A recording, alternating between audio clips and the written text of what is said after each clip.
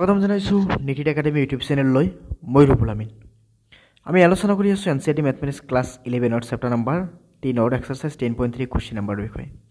ইতিমধ্যে আমি বহুতকেইটা প্ৰব্লেম আমি ইয়াতে চল্ভ কৰিছোঁ। আজিৰ প্ৰব্লেমটো আমি চল্ভ কৰিম বা আজিৰ ভিডিঅ'টো আমি চল্ভ কৰিম কুৱেশ্যন নম্বৰ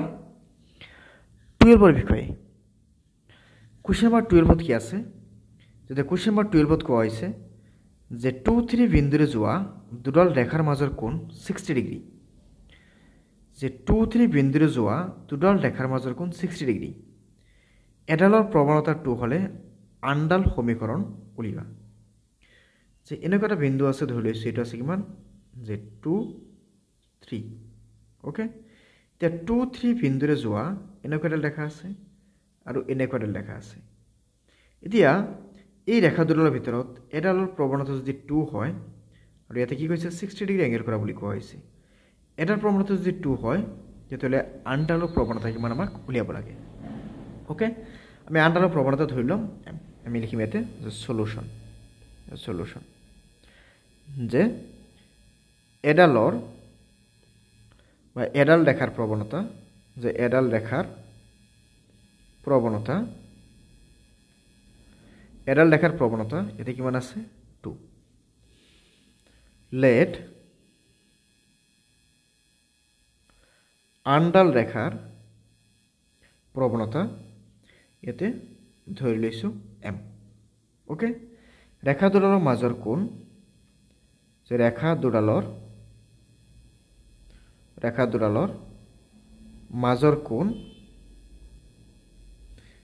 দুডালৰ মাজৰ কোণ কিমান আছে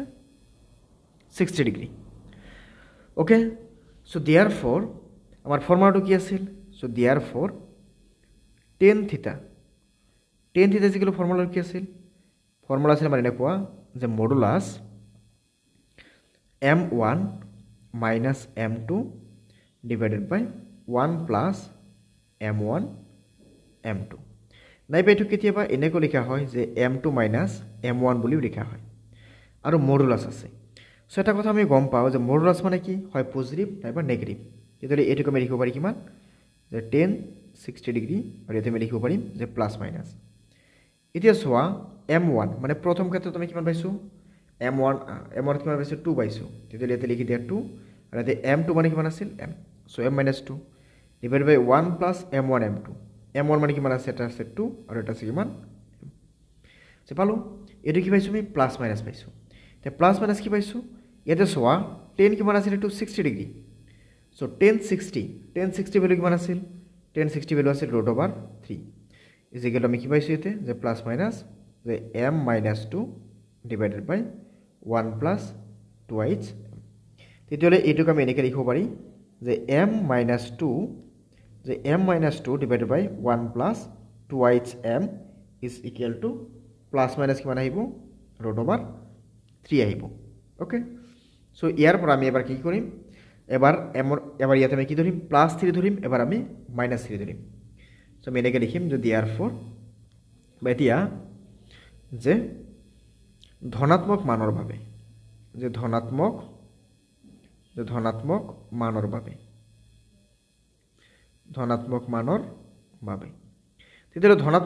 কি আহিব? ধনাত্মক মানৰ বাবে আহিব m মাইনাছ 2 ডিভাইডেড বাই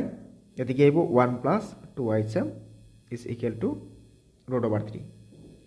তেতিয়াহ'লে আমি এইখিনিক আমি চেঞ্জ কৰিলে আমি কি পাম? এইখিনি বাৰু আমি লিখিব পাৰিম যে m minus 2 is equal two √3 plus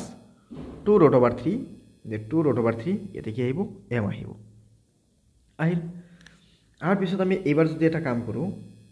ইয়াতে mখিনিক আমি লেফ্টত লৈ আহিলোঁ। ছাপ'জ m এইটো তেতিয়াহ'লে বাওঁফালে আহিলে কি হ'ব মাইনাছ 2√3,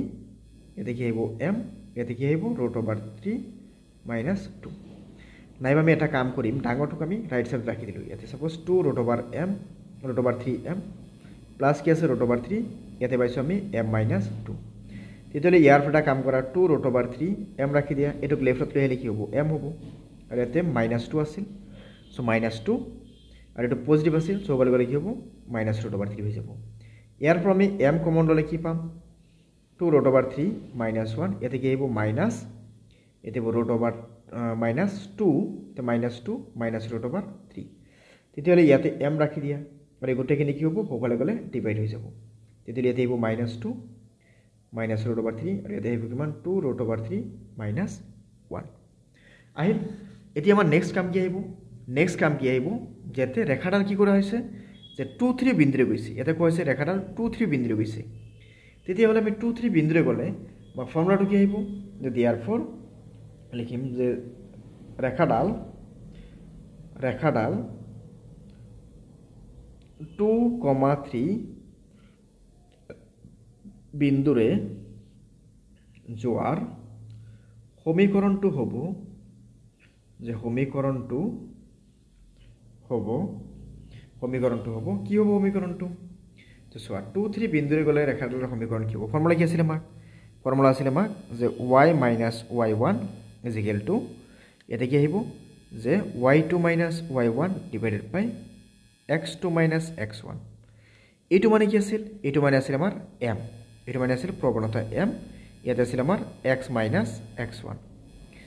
তো চোৱা ইয়াতে যে y - y1 এটা y1 এর কিমান আছে 3 আছে সো ইয়াতে লিখি দিয়া 3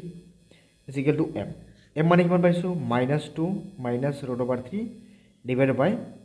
2 √ over 3 মাইনাস 1 আৰু ইয়াতে কি পাম আমি x - x1 x1 এৰ কিমান আছে 2 আছে সো এবাৰ আমি এইখিনি ক্যালকুলেট কৰিব লাগিব সো এইখিনি ক্যালকুলেট কৰিব গলে আমি কেনেকৈ ক্যালকুলেট কৰিম এইখিনি ইয়াতে কি আছে y - 3 আছে ৰাখি দিয়া এই গোটেইখিনিক এইফালে লিখিব ইনটু হৈ যাব যে 2 - √ over 3 - 1 ইনটু হৈ গল আৰু এইফালে -2 - √ over 3 আৰু এইফালে কি থাকিব যে x - 2 সো ইয়াৰ পৰা আমি যদি চাও তেতিয়ালে এটোক আমি মাল্টিপল কৰিলে 2 √ over 3 - 1 ইয়াতে কি আহিব y ইয়াতে মাইনাস ইয়াতে কি আছে 2 √ over 3 - 1 আৰু ইয়াৰ লগত ইনটু হ'ব কিমান 3 আৰু এইফালে আমি চাবলৈ গলে এটা কি আছে যেখিনিকে আমি মাল্টিপল কৰিলে যে -2 - √ over 3 ইয়াতে কি আছে x আৰু ইয়াতে কি আহিব মাইনাস ইয়াতে আহিব -2 - √ over 3 ইয়াতে কিমান আছিল 2 সো আমি এইখিনি পালো এতিয়া আমি এইখিনি কাকো ক্যালকুলেট কৰিম এইখিনি ক্যালকুলেট কৰি আমি কেনেকৈ পাম ইয়াতে চোৱা তেতিয়ালে আমি এইখিনি ক্যালকুলেট কৰিলে ইয়াতে x আৰু y যিখিনি আছে সেইখিনি ক্যালকুলেট কৰিব নালাগে যিখিনি নাম্বাৰ আছে সেইখিনি ক্যালকুলেট কৰি দিলে হ'ব সবে যদি এই গোটেইখিনিকে আমি রাইট সাইডত লৈ যাও তেতিয়ালে ইয়াতে কিমান আছে -2 ইয়াতে কিমান আছে -2 যে -2 মাইনাস √ over 3 -2 √ over 3 এটা কাম কৰিব পাৰিম আমি ইয়াতে যে -2 √ over 3 তেতিয়ালে এই দুটাৰ পৰা -2 কমন আহিব তেতিয়ালে -2 কমন আহিলে এটোকে আমি এনেকৈ লিখিব পাৰিম যে 2 √ over 3 - 1 2 √ over 3 - 1 ইয়াতে কি আহিব y মাইনাস ইয়াতে 2 √ over 3 - 1 ইয়াতে কিমান আহিব 3 ইয়াতে কিমান আহিব এই দুটাৰ পৰা -2 আমি কমন ললে ইয়াতে পাই যাব আমি 2 + √ over 3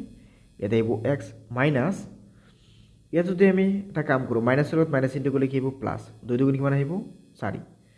মাইনাসৰ লগত মাইনাস ইনটু কৰিলে কি আহিব প্লাস ইয়াতে √ over 2 and 3 এই গোটেইখিনিক আমি লেফটত লৈ আহিও আৰু এইখিনিকো মাল্টিপল কৰি দিও লগতে এইখিনিক মাল্টিপল কৰি দিও তেতিয়ালে এইখিনি মাল্টিপল কৰিলে মাইনাস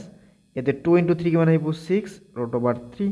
মাইনাস ইনটু মাইনাস হলে প্লাস 3 এর গুণ কিমান 3 সো এইবাৰ আমি এইখিনি যদি বাওফালে লৈ আহো তেতিয়ালে কি পাম 2 + √ over 3 ইয়াতে কি আহিব x তার লগতে ইয়াতে কি আছে প্লাস 2 √ over 3 - 1 ইয়াতে কি আছে y আৰু ইয়াতে আছে -6 √ over 3 + 3 আৰু এইফালে কিমান আছিল +4 - 4 হৈ যাব +2 √ 3 - 2 √ 3 = 0 হৈ যাব তেতিয়ালে আমি ইয়াৰ পৰা লিখিম যে 2 + √ over 3 ইয়াতে কি আছে x প্লাস ইয়াতে আমি কি লিখিম 2 √ over 3 মাইনাস কি আছে 1 ইয়াতে আছে y ইয়াতে -2 √ 3 - 2 √ 3 তেতিয়ালে কিমান আহিব -8 √ 3 আৰু ইয়াতে 4 - 3 হলে কিমান আহিব -1 = 0 তেতিয়ালে হৈ গল এইটো এটা সমীকৰণ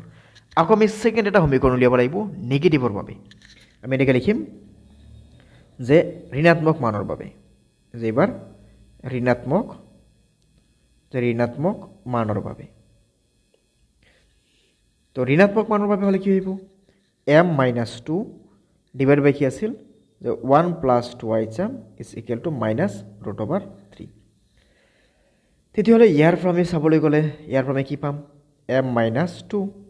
আৰু এই গোটেইখিনি হ'বলৈ গ'লে কি হ'ব ইনটু হৈ যাব -√3 ইনটু কিমান আহিব 1 + 2h m আহিল এইখিনিক আমি এইটো সাইডত লিখিব যাম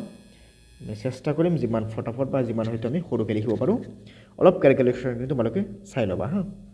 ইয়াতে চোৱা কি আছে m - 2 আছে ইয়াতে আমি মাল্টিপল কৰিলে কি পাম -√3 ইয়াতে মাল্টিপল কৰিলে -2h m তাৰ লগতে কি আছে √3 সো 2√3 এটা কি আহিব m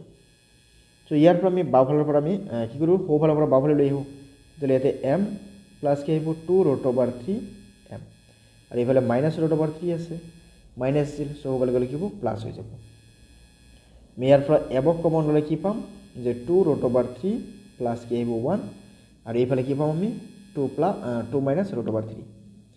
2 - √3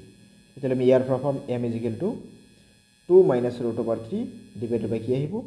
এতে 2√3 প্লাস 1 এইখিনি আহিব এতিয়া আমি এইখিনিক আমি বহাব লাগিব নেক্সট এটা সমীকৰণৰ বাবে যেহেতু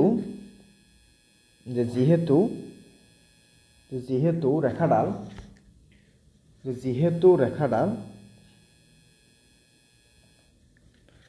2 3 বিন্দুৰে যায় যেহেতু ৰেখাডাল 2 3 বিন্দুৰে যায় so therefore y - y1 is equal to m x - x1 so আমি ইয়াৰ পৰা কি লিখিম y - y1 so y - y1 y1 কিমান আছে ইয়াতে 3 m মানে কিমান পাইছো আমি ইয়াতে 2 - √3 ডিভাইডেড বাই ইয়াতে 2√3 প্লাস 1 আৰু x - x1 মানে কিমান পাইছো আমি ইয়াতে 2 পাইছো x1 মানে কিমান পাইছো আমি ইয়াতে 2 পাইছো তেতিয়াহ'লে আমি এইবাৰ এটা কাম কৰিম ইয়াতে এই তলৰখিনিক আমি লেফটত লৈ আহিম তেতিয়াহ'লে কিমান পাম y - 3 তেতিয়াহ'লে এই গোটেইখিনিক আমি যদি এইফালে লৈ আহোঁ তেতিয়াহ'লে y - 3 লগত ইনটু হ'ব তাৰ মানে কি হ'ব 2√3 প্লাস 1 লগতে এবাৰ কি আহিব y আহিব মাইনাস ইয়াতে 2√3 প্লাস 1 লগত কিমান আহিব ইয়াতে এবাৰ 3 আহিব আৰু এইফালে আমাৰ 2 - √3 লগত কি আহিব যে 2 - √3 লগত এবাৰ আহিব কিমান x আৰু মাইনাস ইয়াতে কিমান আছে 2 লগত আহিব কিমান 2 - √3 লগত এবাৰ আহিব কিমান ইয়াতে 2 সো আহিল এইবাৰ আমি আহাৰ পিছত এইখিনি কি কৰিম আমি সাইড চেঞ্জ কৰাম তেতিয়াহ'লে x ৰ সাইডত আমি গোটেইখিনিক লৈ যাওঁ তেতিয়াহ'লে ইয়াতে কিমান পাইছো 2 - √3 ইয়াতে x থাকিল মাইনাস ইয়াতে কিমান পাইছো দুটাক মাল্টিপল কৰিলে কিমান পাম -4 minus into minus so plus ইয়াতে 2√3 আৰু এইফালৰ পৰা যদি হ'বলৈ গুচি যায় তেতিয়াহ'লে এইটো হৈ যাব নেগেটিভ তেতিয়াহ'লে 2√3 ইয়াতে কিমান আছে +1 ইয়াতে কিমান আছে y আৰু এই গোটেইখিনি মাল্টিপল কৰিলে 2 3 যা কিমান আহিব 6 ইয়াতে কিমান আছে √3 6√3 minus into minus minus into plus so minus এটা 1 ইনটু 3 কৰি কিমান পাম 3 = 0 তেতিয়াহ'লে ইয়াৰ পৰা আমি লিখিম যে 2 - √3 ইয়াতে কি আহিব x ইয়াতে কি আছে -2√3 -2√3 ইয়াতে কি আছে +1 ইয়াতে কিমান আছে আমাৰ যে y তাৰ পিছত চোৱা ইয়াতে আমি চাবলৈ গ'লে ইয়াতে এটা বস্তু চাব লাগিব ইয়াতে যদি আমি সাইড চেঞ্জ কৰাইছো তেতিয়াহ'লে সাইড চেঞ্জ কৰাৰ লগে লগে এইখিনি বস্তু কি আছিল আমাৰ এই গোটেইখিনি বস্তু কি আছিল যে 2 * 4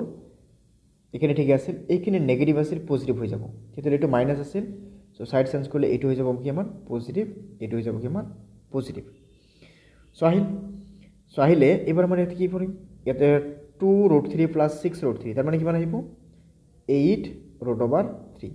আৰু এটা -4 ইয়াতে কিমান আছে +3 তাৰ মানে কিমান আহিব -1 = 0 তেতিয়াহ'লে এইটো হৈ যাব আমাৰ সমীকৰণ তেতিয়াহ'লে আমি এটা সমীকৰণ পালো এইটো এটা সমীকৰণ পালো আমি এইটো যে এটা এইটো সমীকৰণ পাইছো আমি আৰু আন এটা সমীকৰণ আমি কোনটো পাইছিলো আমি আন এটা সমীকৰণ এইটো পাইছিলো তেতিয়াহ'লে এই দুটা সমীকৰণ আমাৰ ইয়াতে উলিয়াব দিছে সো এটা কাম কৰিবা ক্যালকুলেশন খিনি অলপ ডিফাৰেন্ট হয় অলপ টাফ মানে কি অলপ ক্যালকুলেশন খিনি অলপ কনফিউজন থাকিব সো অলপ ভালকে লাহে লাহে কৰিলে হ'ল যাতে ভুল নহয় হা ঠিক আছে তো আমি এতিয়া আলোচনা কৰিলো কোশ্চেন নম্বৰ 12 ৰ বিষয়ে যদি ভিডিঅ'টো ভাল লাগে তেতিয়াহ'লে এটা লাইক কৰিবা আৰু যদি চেনেলত নতুনকৈ আছে তেতিয়াহ'লে নিশ্চয় ছাবস্ক্ৰাইব কৰিবা লগতে বেল আইকনটো দবাবা আৰু নিজৰ বন্ধু বান্ধৱীলৈ শ্বেয়াৰ কৰিব নাপাহৰিবা চ' নিশ্চয় আমি আকৌ লগ পাম পৰৱৰ্তী ভিডিঅ'ত ধন্যবাদ